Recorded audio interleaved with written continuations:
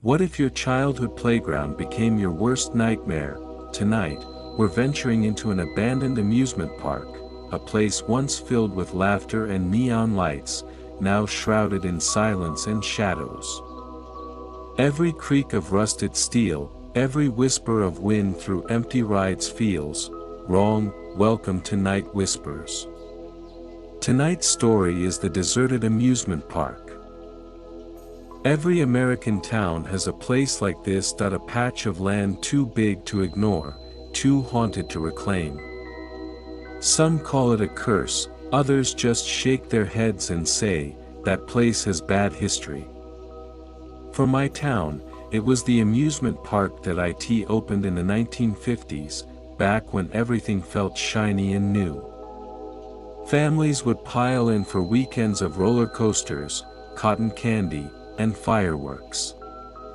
My parents told me the park was the place to be, the crown jewel of summers, but then came the accident. No one ever agreed on what happened. Some said a roller coaster derailed.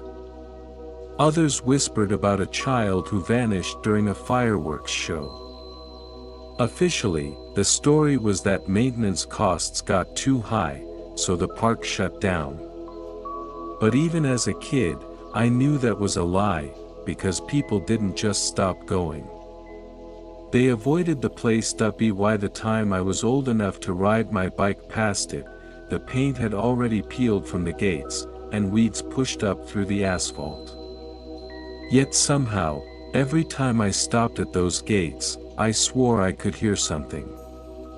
A faint echo of laughter. A calliope tune drifting on the wind, and always, the Ferris wheel. Even when the park was dark, the wheel seemed to move. Just a few inches. Just enough to make you wonder if someone, or something, was still inside. When I was a kid, my friends dared me to run up and touch the gate. Most of us never got closer than a few feet before bolting. But I was different. I didn't run. I lingered, because deep down, I wanted to know. I wanted to understand why the park didn't just rot away like other abandoned places. Why it felt alive. And years later, when I finally stepped through those gates, I learned the truth. Some places don't die, they wait.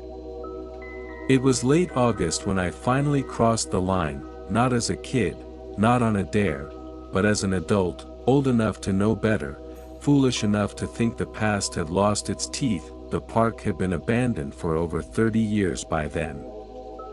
The signs were gone, the fences rusted down to jagged wire. Yet the front gate still stood. Heavy iron. Flaking paint. The kind of gate that felt less like an invitation and more like a warning. I told myself I was just curious. Just looking, but the moment my hand touched the gate, it swung open with a long, aching groan, like it had been waiting for me. The air inside was different. Heavier. The kind of air that makes your chest tighten. It smelled of wet leaves, rust, and something faintly sweet, like burned sugar. I stepped in, the world behind me went quiet, like the town outside had been shut off. No traffic. No cicadas.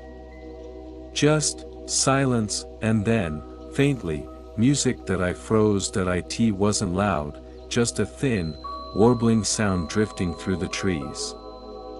The unmistakable tune of a calliope organ, the same cheerful circus music I remembered from childhood carnivals, but it was broken. The notes stretched too long, cracked halfway through, like someone was forcing life into a machine that didn't want to play anymore. I should have left. I should have walked right back out that gate. But when I turned, the gate had swung closed, locked. I don't know how. That's when I realized the Ferris wheel was moving, slow, deliberate, one groaning turn at a time. Its silhouette cut across the moonlight, cages swaying though there was no wind. And for just a second, I saw shapes inside the cars, not people.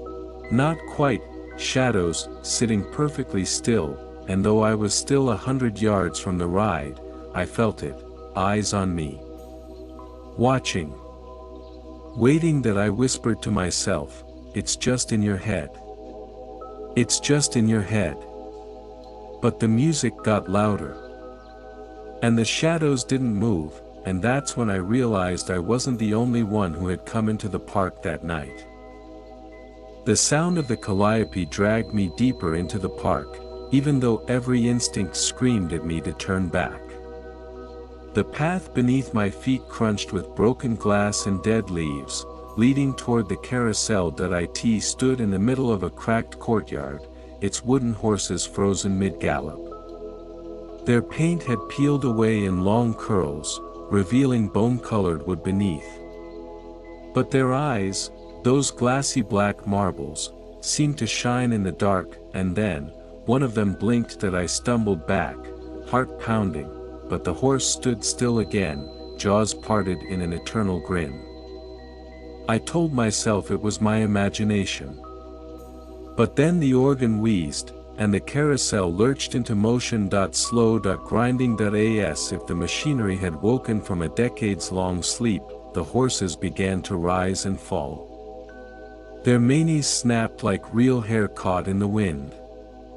The whole platform creaked in rhythm, each rotation pulling me closer. That's when I noticed something else. There were figures on the carousel. Not children.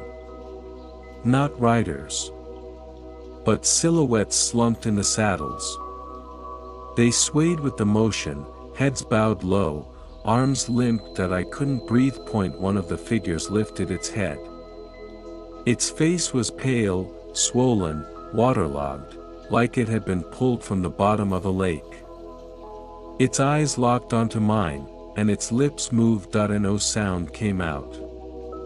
Just a horrible, deliberate whisper of breath that carried across the courtyard. Leave. I turned and ran. The calliope screamed louder, broken notes grinding against each other.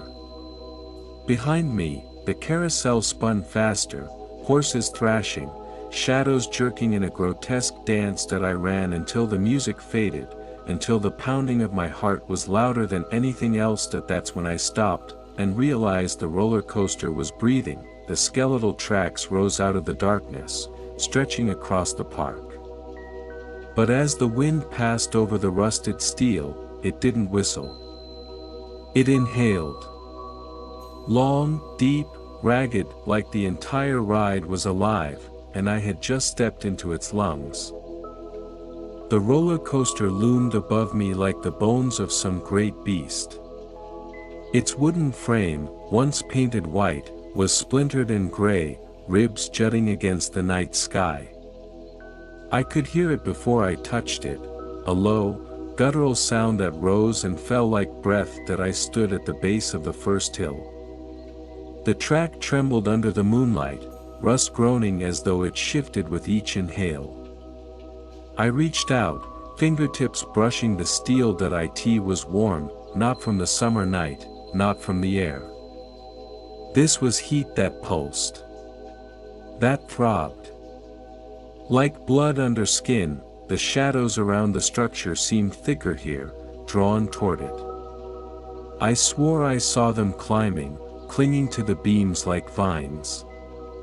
They writhed, sliding along the wood, curling around bolts and nails, and then the cars moved. A single rusted train, its paint flaked down to metal, rolled forward with a screech.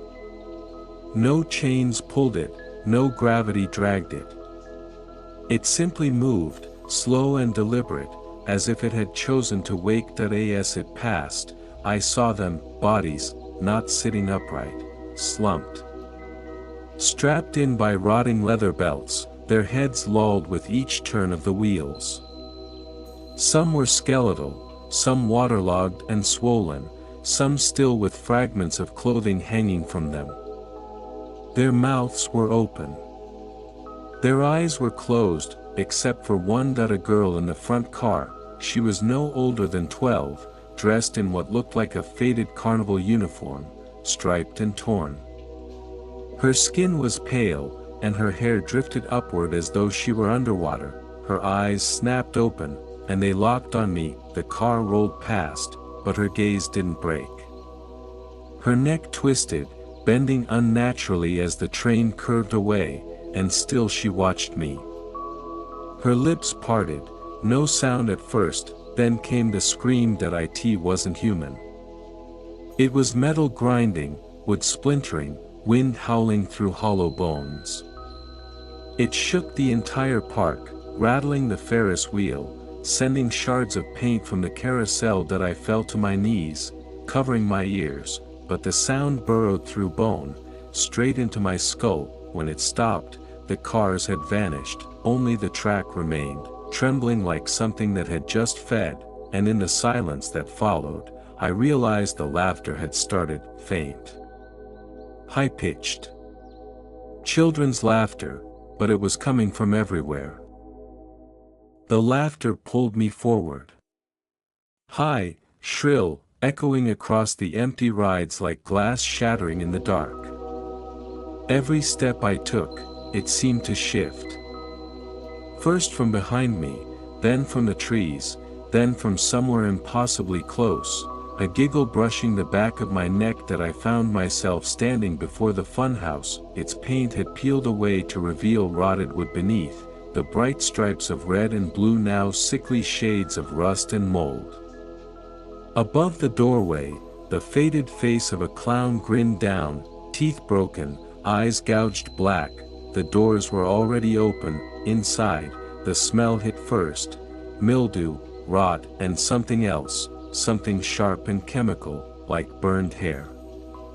My flashlight flickered as if the air itself fought against the light. The mirrors lined the first hall. Floor to ceiling, cracked but intact, they warped everything: stretched limbs, bent shadows, faces splitting into jagged shards.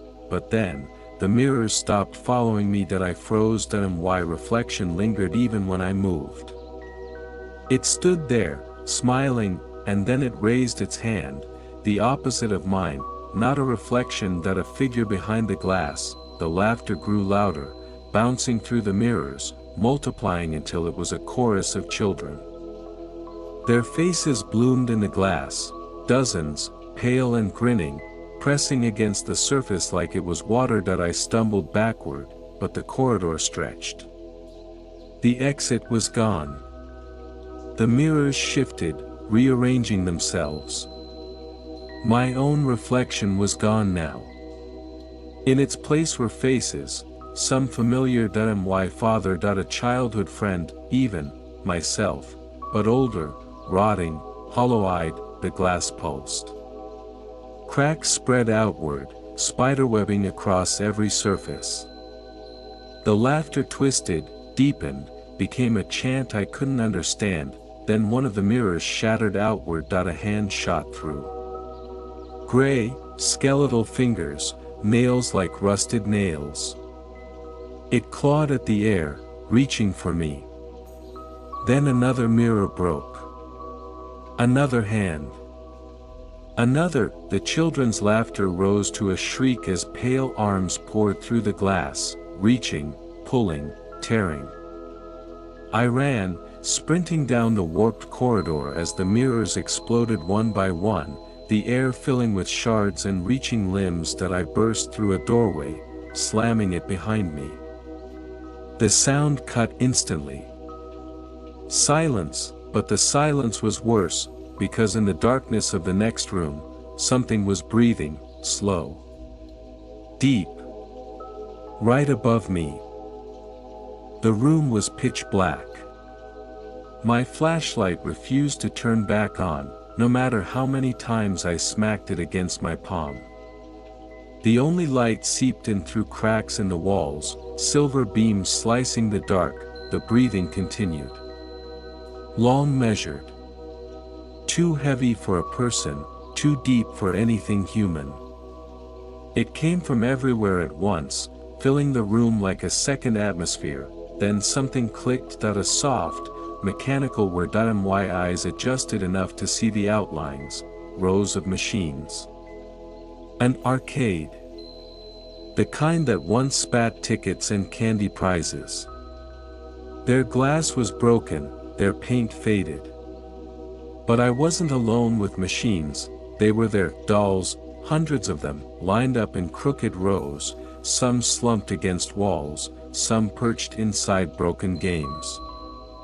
Most were carnival prizes, bears with one eye missing, clowns with painted smiles, porcelain-faced children in frilly clothes, and every single one of them was facing me. Their glassy eyes gleamed in the dark that I took a step back, and the breathing stopped. Then, in perfect unison, their heads turned. The sound was worse than the sight, the tiny crack of joints, the grind of porcelain against porcelain. Their eyes fixed on me. One of them, a little girl doll in a faded dress, opened its mouth. That it wasn't a child's giggle. It wasn't a toy's squeak. That it was my mother's voice. Why did you come back? The others joined in. Every doll, every bear, every clown, their jaws opening, voices spilling out, voices I recognized. My grandfather. Old classmates. A woman I once loved. A child I never knew. Voices of the dead, the arcade filled with a chorus of them, all speaking at once, all weaving together into a sound that was less like language and more like screaming memory. The little girl doll moved. Her porcelain arms jerked upward, snapping at the joints. She stood, head tilting at an impossible angle. Her glass eyes blinked, not a toy's movement, but a living one that the others followed, rows of dolls shuddering, standing, jerking forward, their tiny feet scraping against the floor, mouths opening wider and wider until their faces cracked. That I ran, weaving between broken machines as porcelain hands clawed at my clothes. A bear's sewn smile tore, revealing teeth beneath. A clown doll's painted eyes bled black. That I slammed through a side door, falling into the dirt outside. The park was quiet again. But the dolls' voices clung to me, whispering, repeating one sentence over and over. You never should have come back. I stumbled out of the arcade, lungs burning, the dolls' whispers still crawling in my ears. The night air should have been a relief, but it wasn't. It was thicker now. Heavier. The fog had swallowed the park whole. Through it, one shape towered above all the rest. The Ferris wheel. It rose into the sky like a black halo, its skeletal frame groaning with each slow rotation. The sound wasn't mechanical, it was organic, like bones grinding in their sockets. The gondola swayed, though there was no wind. That I told myself they were empty. They had to be, but as I drew closer, I saw them, shapes, figures slumped inside each car, sitting perfectly still. Dozens of them, dangling above the earth like ornaments of the dead. Their heads lolled, their arms limp, and yet, their eyes followed me, every rotation, every creak of the wheel. I felt them watching. That I reached the base of the ride. The operator's booth was still there, a rotting shack of glass and metal. Its door hung open. Inside, a lever stood waiting. Against every sane thought in my body, I pulled it. The Ferris wheel stopped, and every head inside the gondola snapped upright at once. The sound echoed like whip branches breaking. Their faces turned down toward me. Dozens of them. White, swollen, hollow-eyed. Their mouths moved, not in unison but close enough, a hideous murmuring that blended into something like prayer. The wheel shuddered. One gondola began to descend, creaking lower, its shadow stretching across the ground. The figure inside pressed against the bars. Its hands were bloated, gray, nails cracked and black. Its jaw hung open too wide, as if unhinged, as if waiting. That I staggered back. The gondola hit the ground with a metallic slam. The gate unlocked on its own, and the figure stepped out. Its body was wrong. Stiff, puppet-like, jerking with each step. Water dripped from its clothes. Its face was a blur, features slipping like wet paint. Behind it, another gondola descended. Then another. The dead were leaving their seats. The Ferris wheel wasn't a ride anymore. It was a mouth. A cycle. Feeding the park, spitting out its chosen, and I was standing at the center of its feast. The ground shook as the Ferris wheel groaned behind me, its passengers spilling into the fog. I ran without direction, legs burning, lungs tearing, until the sound of creaking metal faded, and that's when I heard it. Applause, faint at first, then growing. A slow, steady clap carried on the night air that I followed the sound against my will, drawn like an insect to a flame. It led me to the heart of the park, the main stage. The wooden platform sagged with age, its curtains moth-eaten and heavy with mold. Rows of benches stretched before it, half swallowed by weeds, yet filled with shadows. Figures sat there, slumped, heads tilted, hands rising and falling in a rhythm that wasn't quite human. They were clapping. For me, the stage lights flickered on, blinding at first. Harsh white beams clicked alive one by one, cutting through the fog. Dust motes swirled in the beams like ash. The curtain rose, and the show began. At first, it was music. A warped, off-key carnival tune piped through unseen speakers, bending in and out of static. Then the performers stepped forward. They were dressed as jesters, magicians, dancers, costumes from another time, rotting, threadbare. Their movements were stiff, jerky, like puppets pulled on tangled strings. One juggled skulls that dripped with black tar, another danced on broken ankles, bones splintering with every step. That a magician pulled doves from his hat, each one dead, wings hanging limp as they dropped to the stage. The audience roared with laughter that I wanted to run, but I couldn't. My legs were locked, my body frozen as if invisible ropes bound me to the spot, and then the spotlight turned on me. The laughter died. The performers stopped. Every face in the stage and the crowd turned my way. The magician stepped forward. His smile stretched wide, his teeth long and too many. He held out a hand. It's your turn. The stage floorboards groaned as the shadows in the audience rose, moving toward me in unison. Their applause started again, louder, faster, frenzied. They wanted me on the stage, they wanted me to perform, and in the pounding of their hands, I finally realized, the show never ends here. The park doesn't just remember its past, that it makes you part of it. The applause thundered in my ears, shaking the very ground. The shadows pressed closer, their hands clapping out a rhythm that felt like a heartbeat, the park's heartbeat. That I stumbled backward, but the spotlight followed me, pinning me in its cold white glow. The magician's outstretched hand waited. Behind him, the performers froze mid-gesture, their heads twitching in unison as if puppets awaiting command. It's your turn. The words echoed again, not just from him but from the entire park. From the Ferris wheel creaking in the distance.